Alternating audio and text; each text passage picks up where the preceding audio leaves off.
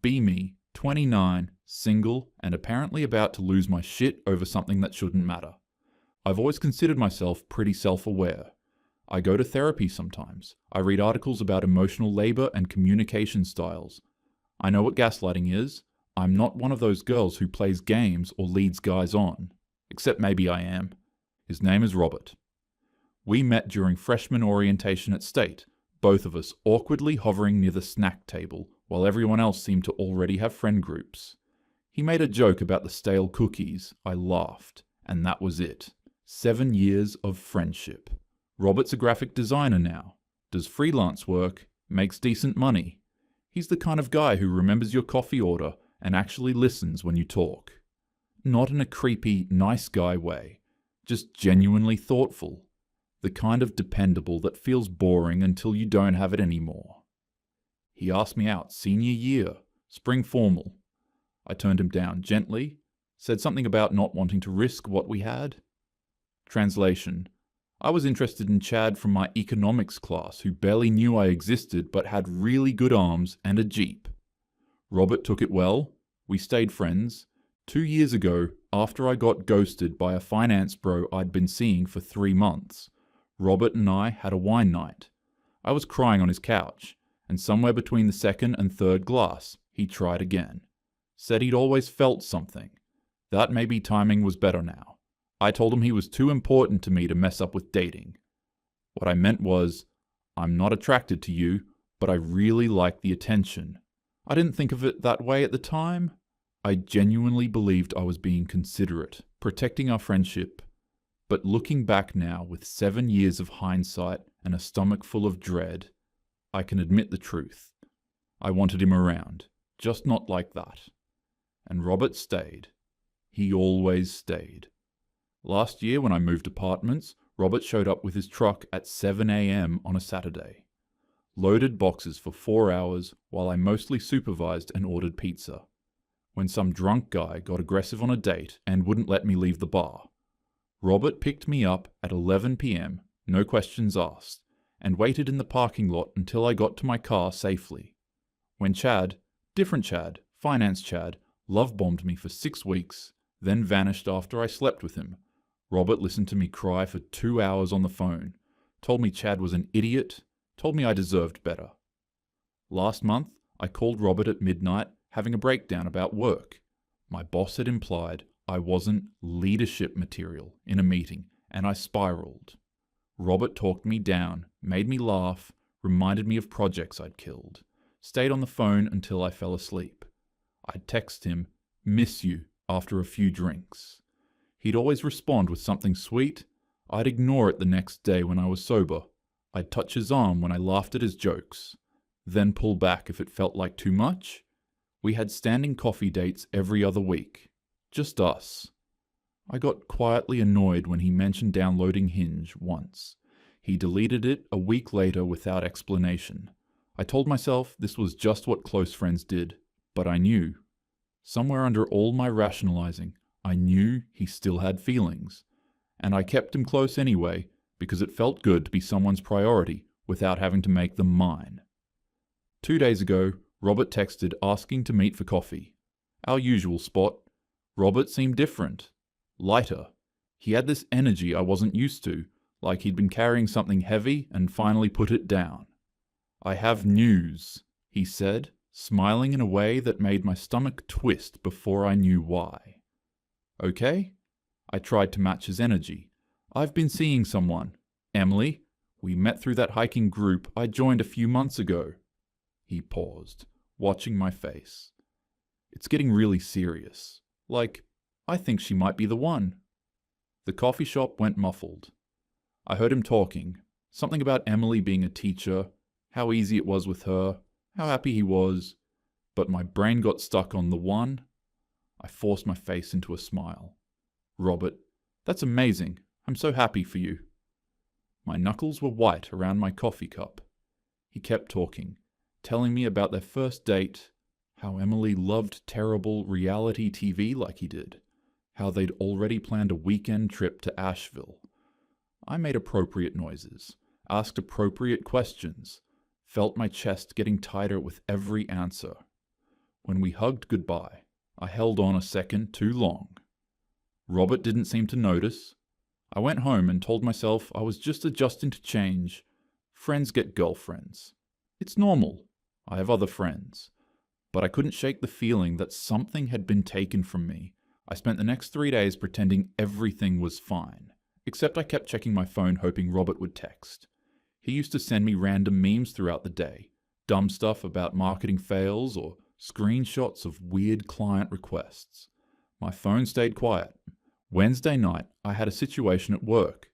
Not a real crisis, but the kind of thing I'd usually call Robert about. A client gave lukewarm feedback on a campaign I'd worked on for weeks, and my anxiety brain turned it into, "You're getting fired and you'll die alone." I stared at Robert's contact for 5 minutes before calling. He answered on the third ring. "Hey, what's up?" The warmth in his voice made my shoulders relax. "Hey, sorry, I know it's late, The Riverside client hated the campaign and I'm spiraling. Okay, breathe. What exactly did they say? I explained, drawing it out more than necessary. Robert listened, made sympathetic noises, gave actually useful advice about how that client always nitpicked in round 1, then approved round 2. I was mid-sentence about my boss's reaction when Robert cut in. "Hey, I actually have to go. Meeting Emily for dinner. But you've got this, okay? Seriously, they always do this. You'll be fine." My mouth went dry. "Oh, yeah, no worries. Have fun." "Thanks. Text me tomorrow and let me know how it goes?" "Sure. Yeah." He hung up. I sat on my couch, staring at my phone. In 7 years, Robert had never cut a conversation with me short. Never had somewhere else to be. That mattered more than whatever I was going through. I felt dismissed, small, replaceable. I called my friend Sarah the next morning, asked to meet for coffee. Sarah's married, has been for 3 years. She's more grounded than me, less prone to drama. I trust her to be honest, even when I don't want to hear it. We met at a cafe near her office. I ordered an overpriced latte and immediately started venting. Robert's dating someone, like seriously dating. Sarah's face lit up. "Oh, good for him. What's she like?" I realized I knew almost nothing. Emily. She's a teacher. They met hiking." "That's great. Robert's such a sweetheart. I'm glad he found someone." Something about her enthusiasm made me irrationally angry. "I guess. I'm just worried he's rushing into things. 2 months isn't that long." Sarah tilted her head. "Rushing into what?" "I don't know. Like, what if she's using him? Robert's a really good guy. He deserves someone who appreciates that." "And you don't think Emily does?" "I'm just saying, I know him better than some random girl he met 2 months ago." Sarah set down her coffee. Sorry, Samantha, did you want Robert?" "What? No. God, no. He's like, we're friends. I just don't want to lose that because some girl comes along and suddenly I'm cut out." "Has he cut you out?" I paused. "No, but it feels different." Sarah studied me for a long moment. "Different how?" "He's not as available. He used to text me all the time. Now it's like radio silence unless I reach out first." "Sam, he has a girlfriend." "I know that. Do you?" Sarah's voice was gentle but pointed. "Because it sounds like you're upset that he's not prioritizing you anymore." "That's not..." I stopped, took a breath. "I just think it's weird how fast this is moving. Like he barely knows her." Sarah leaned back in her chair. "Or maybe he knows exactly what he wants because he spent years figuring out what he doesn't." The comment landed heavier than she probably meant it. I changed the subject, asked about her husband's new job, finished my latte too fast. When I got home, I felt restless and annoyed at myself for caring. That night, I lay in bed replaying the conversation with Robert. The way he'd said, "I have to go so easily." The way he'd mentioned Emily's name with that soft tone I'd never heard him use before.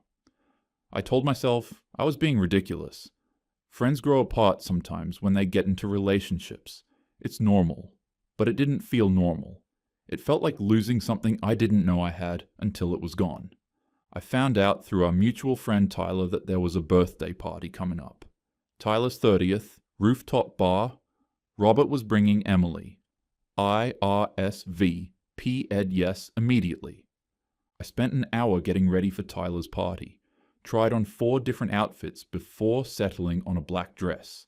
Fitted but casual, the kind of thing that looks effortless but isn't.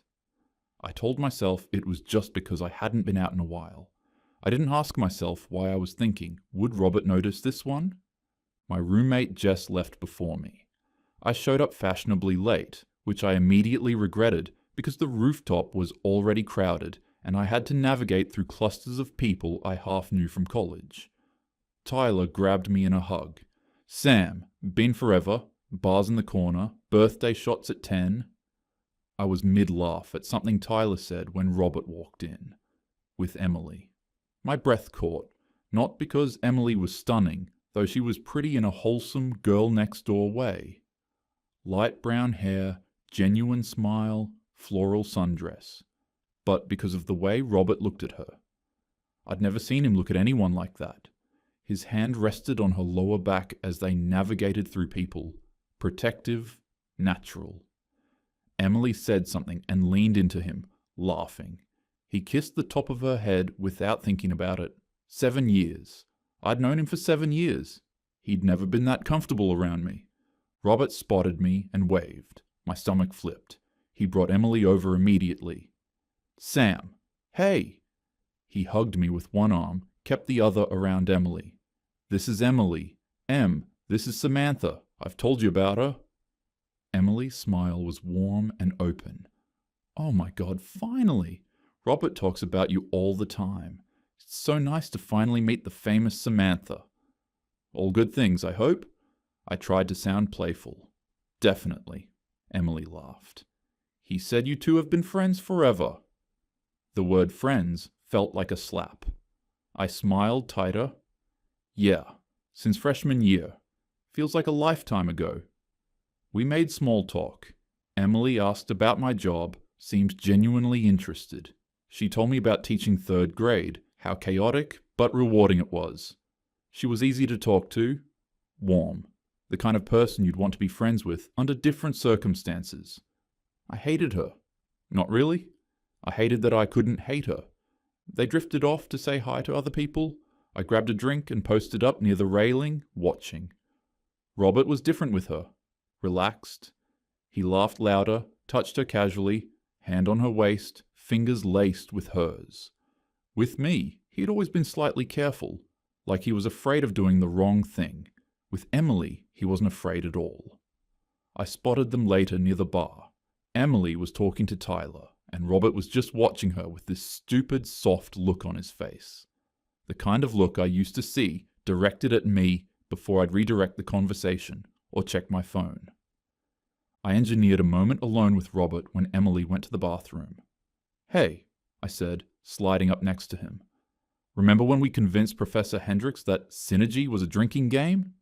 Robert laughed. Oh man, yeah. God, we were idiots. Good times, though. I tried to hold his gaze, create weight in the moment. Definitely. He smiled, but his eyes drifted past me toward where Emily had gone. I should get back. Em doesn't know many people here. He squeezed my shoulder. Friendly, brotherly. Then he walked away. I stood there feeling invisible. Jess found me 20 minutes later. Okay, Emily's adorable, like genuinely sweet. I want to hate her for you, but I can't. What do you mean, for me? Jess gave me a look. Come on, Sam. I didn't answer. Later, I overheard 2 girls from our college group talking near the bathroom.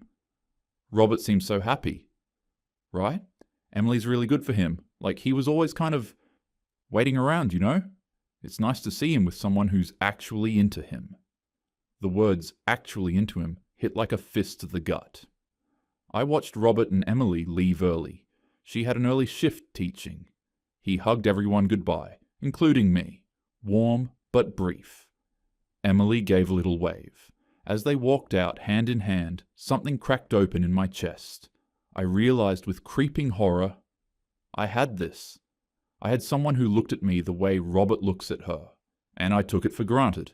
I went home early, lay in bed replaying 7 years of friendship, the time Robert brought me soup when I had the flu, the time he talked me through a panic attack at 2 a.m., the way his face used to light up when I texted.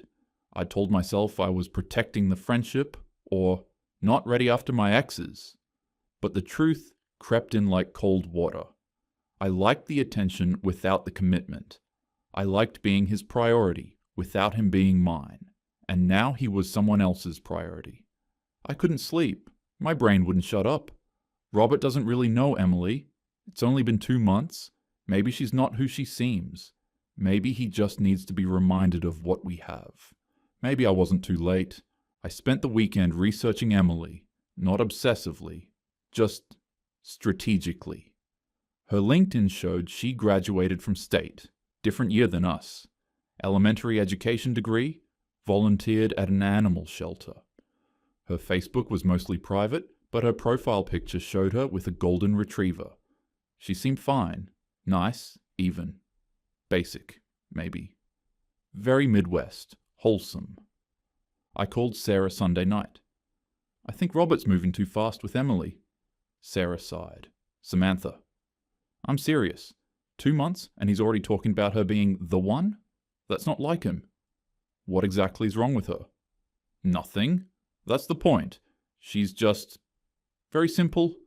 Like, Robert's always been attracted to depth, complexity. This feels like he's settling. Or maybe he's tired of complexity, Sarah said. Maybe he wants simple. But what are you actually doing here, Sam? I'm looking out for my friend. No, Sarah said quietly. You're jealous, and you need to leave this alone. I hung up, annoyed, but I couldn't leave it alone. I found out Emily taught at Lincoln Elementary. Tuesday afternoon, I drove over during what I figured was lunch break. Told myself I'd just casually say hi, maybe coordinate Robert's birthday planning. I spotted Emily in the parking lot, heading to her car. Emily! Hey! She turned, surprised. Samantha? Hi? What are you... I was in the neighborhood and thought I'd stop by. Wanted to chat about Robert's birthday coming up. Maybe we could co-plan something. Emily's surprise shifted to warmth. Oh, yeah, that would be great. Do you have time for coffee? We went to a cafe 2 blocks away. I ordered an Americano. Emily got tea. I started with safe questions about her teaching, their relationship. Then I planted seeds carefully. So Robert told you about everything, right? Like our history? Emily's expression stayed calm. He mentioned you two have been close for years. Yeah, we've been through a lot together. I paused. I just want to make sure you're not... Robert can be really intense when he cares about someone. Sometimes it's overwhelming. He's been nothing but wonderful to me. Of course, I said quickly. I just mean, he has this pattern of putting women on a pedestal. It's sweet, but it can be a lot. And he's been hurt before. Emily's eyes narrowed slightly. Has he? He hasn't mentioned that. He probably didn't want to scare you off. There was this girl he was hung up on for years. I think he's finally moving on, but I sometimes worry he's jumping into something new without really processing. Emily set down her tea. Her voice was even but sharp. And you're telling me this because... I just care about him, I said. I want to make sure he's with someone who really sees him, not just someone who likes the idea of him. Emily stood up. Samantha, I appreciate that you care about Robert, but I'm not sure what you're trying to accomplish here. If you have concerns about our relationship, maybe you should talk to him. She left cash for her tea and walked out. I sat alone, heart pounding, knowing I'd just massively fucked up. That evening, Robert texted, "Can we talk? Tomorrow? Usual spot?" My stomach dropped. The next day at the coffee shop, Robert didn't waste time. Emily told me you came to her school. What was that about? I just wanted to get to know her better. For your birthday... Samantha, don't. Silence. Why did you tell her I'm not over someone? His voice was calm, but his jaw was tight. Who are you talking about? I couldn't look at him. I don't know. I was just... Were you talking about you? The question hung between us. I looked up, caught. I decided to go for honesty. I think I made a mistake, with us. I think maybe I felt more than I let myself admit. And now you're with her, and I just... Robert cut me off gently. Sam, I waited for you. For years. Every time you called crying about some guy who treated you like shit, I was right there. Every time you needed something, I showed up. And every time I thought maybe there was a chance, you made it clear there wasn't. I was scared. No, his voice was firm.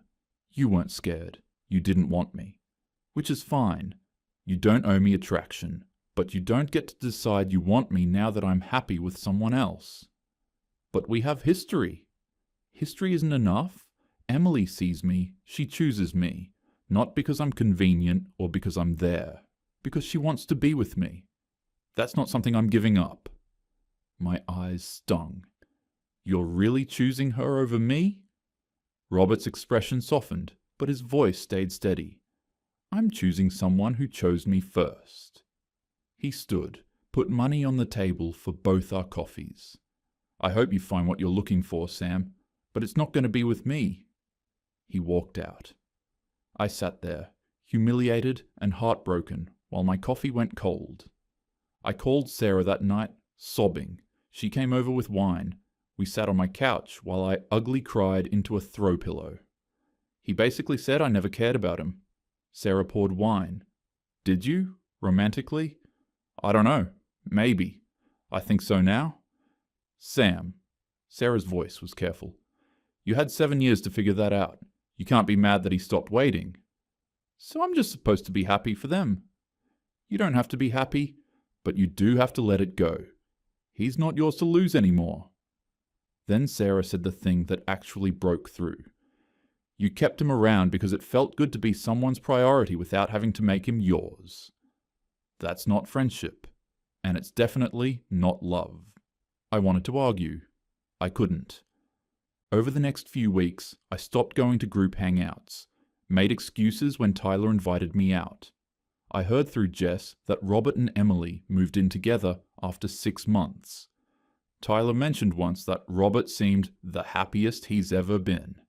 I ran into Emily at Whole Foods once. She was polite, but distant. Neither of us mentioned the coffee shop conversation. 6 months after the party, I was scrolling Instagram on a Thursday night. Tyler's story popped up. Robert and Emily. Emily's hand prominently displayed with a ring. Caption. She said yes. Congrats to my boy Robert and the lovely Emily. I stared at the screen until it went dark. I opened my text thread with Robert. The last message was from him, 3 months ago. Hope you're doing well. I'd never responded. I typed, congratulations, then deleted it. That weekend, I went on a Hinge date. Josh, 32, works in tech. Decent looking. Normal conversation. Halfway through dinner, I realized he was texting someone under the table. When I called him on it, he shrugged. Just keeping my options open. I went home alone. That night, lying in bed, I thought about Robert. How he used to text me goodnight. How he'd drive across town at midnight if I needed him. How he looked at me like I hung the moon. I had all of that, and I threw it away, waiting for someone better. But that someone better never came.